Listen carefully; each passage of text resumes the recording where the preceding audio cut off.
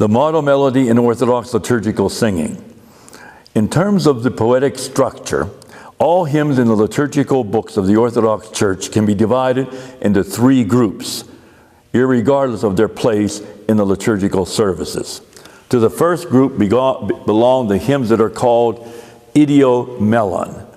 Melon is from the Greek word melos, means melody or song. The song itself, an independent, a unique melody. In the Slavic translations, we find the word samoglasen. Samo translates id in the Greek, but glasen, which means tone, is a translation of the Greek word melos, which means melody. And of course, there is a difference in terms of tone in the Byzantine, which includes the tonality of a hymn, the mode in which a hymn is found. In other words, the melody is occurring within a certain scale or mode.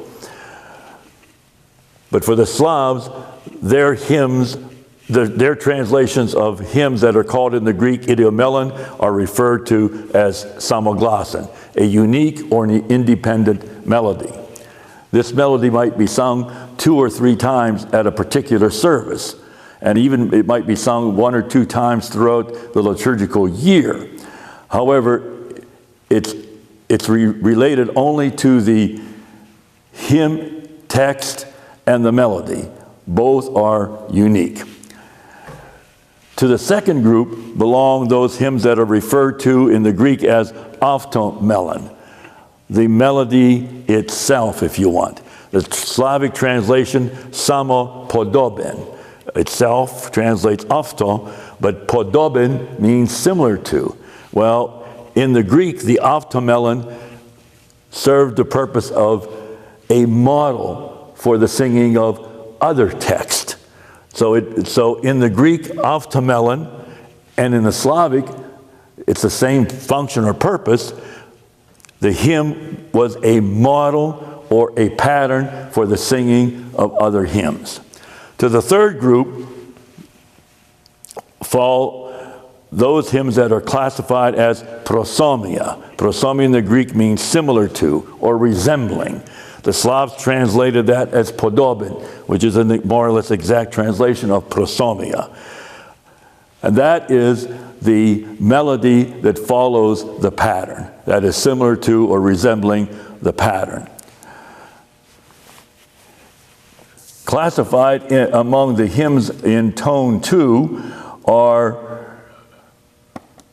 4 or 5 different model melodies. We'll look at one of them that begins with the words, O house of Ephrathah, Dome Ephrathah.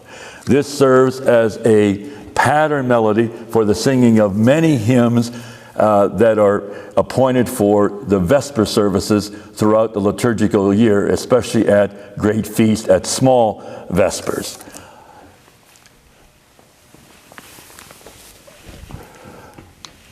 When we analyze the text of the hymn itself in the Greek, we find that it's divided into 5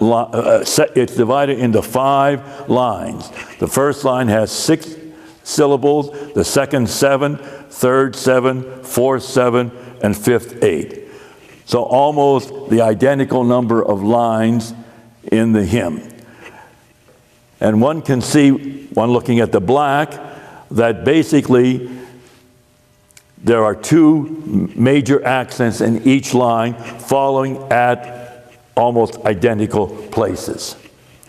So, a melody in the Greek that is sung according to this model melody, the prosomion here in the red, notice 7, 7, 7, 7, and 8. Almost absolutely identical in terms of number of syllables. So the poet was very conscious when he was writing the text of a new hymn that he was following this model. And he had not only the same number of syllables, but notice the accented syllables are falling almost in identical places in each line. So that means that for the singer, when he was going to be singing a pattern melody, it was very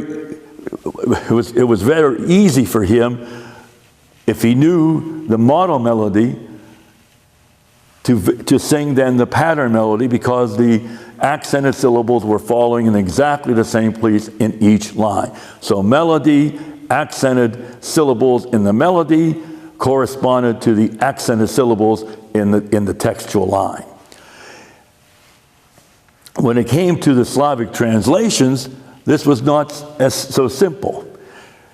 The house of Ephrathah in the Slavic translation, here in the blue, the first line has 7 syllables, second 8, third 6, 10, and 10 in the last 2 lines. Not at all identical with the Greek. And then when one analyzes where the accented syllables fall in the Slavic, there is no comparable relationship in terms of the accented syllables following in the same location in each line of the Slavic translation. And when one looks at a similar pattern melody that was sung according to the model, the first line 3, not corresponding at all to the same number of syllables. Second line 6, 5, 9, and 8. Not one line corresponds to the original or the model. So it was more difficult for the Slavs to try to learn this melody and then fit another text to that melody. They resolved this musically by creating what in the Slavs is called a popevka, a little melody at the very end of a line that served as the cadence. And before the cadence, the syllables would be simply sung on the same note. So we have a number of syllables that are sung on a similar note, in other words, recitative style, with a little melodic pattern at the end of the line. So in fact, what identifies the model melody is in fact the little melodic kernels that serve as the cadence for each line. So the Slavic singer, he had to learn, in fact, the little melodic kernels at the end of the line. And those syllables that are occurring before that, basically he sang in the same pitch. And that's what we will be looking at and directing in this session.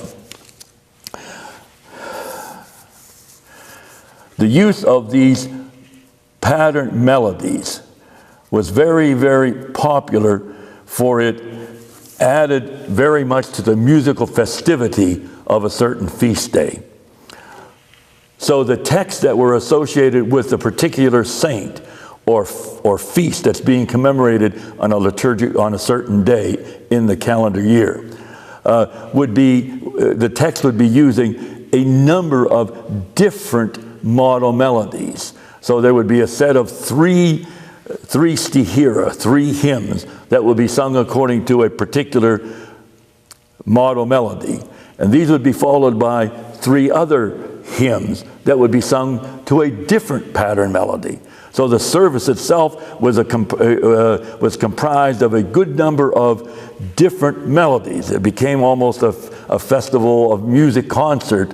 I don't want to use the word concert, but that's what sort of identified the feast and made it special, because we were not just singing according to the simple chant, tonal system of the chant, but we had the singing of special melodies to make the feast more festive.